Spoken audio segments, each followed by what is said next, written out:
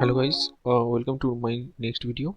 So in this video we are going to create a new repository in my local system, and we are going to see how we can do a commit and revert the commit if needed. So let's just start. I'm going to create a new repository. Sorry, 2. So start with 2. So in this repository, let's so first I'm gonna see, so git create repository here. If I do that and click OK, so it's gonna create a repository. See, there's a master branch, it's created, and if I just click on commit, see there's no changes. And if I goes into this repository, see there's a invisible git file, so I just check my hidden file true, so I can see that. If I just uncheck that, so I can't able to see that. See, so it's just a hidden file. I'm gonna create a new file here, so you guys can see.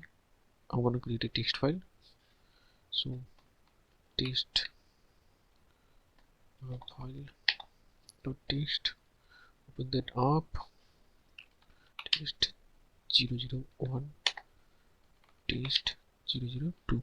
so I just write to text, save that, close that, and if I goes out, see there's, if it goes into the comment file, see there's one unknown file, the status is unknown, add it into my system. And if I want to add that, I can just check on that from here and add new file.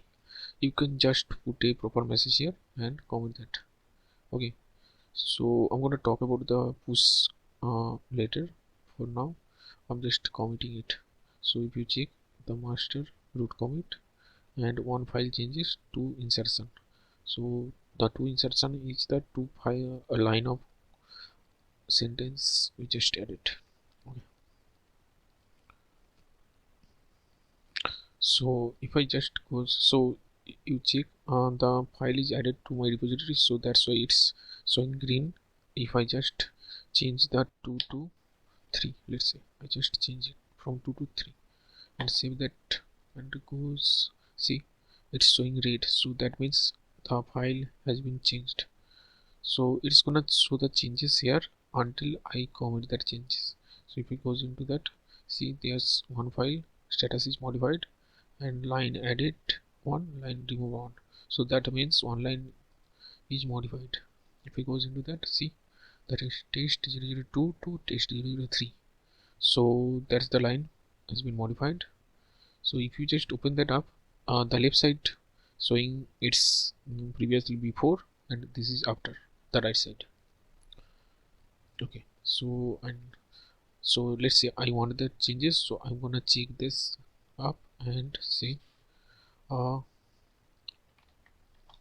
text file modified and comment that, close.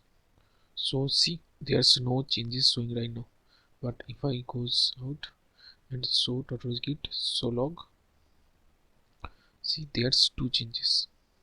One, the one add new file commit, second one is text file modified second commit. And if I goes into first one, I can see the file is added, previously there's nothing, and these two line are added. In the second commit, if I goes here, I can see there was 002 previously, but it's changed to 003. So in this way I can track the file changes in every commit, and we can track the time also from here. Let's say I make these changes from 003 to 004 and save that changes here. If I goes out, let's say I don't want that change, so I can just go here, from the commit I can just revert that. Let's say you can see that, double click on that, and you can see from 003 to it's changed to 004. And if I just right click on that and say revert, or is you want to revert, yes, and it's gonna revert that back, so it's again green. Okay, so that's how we can just change that. and let's say I'm gonna change it to 004 and save that, and it's red. Now I'm gonna comment that also. So change 004. So from 003 to 004 it's get changed, and I'm gonna comment that. Okay.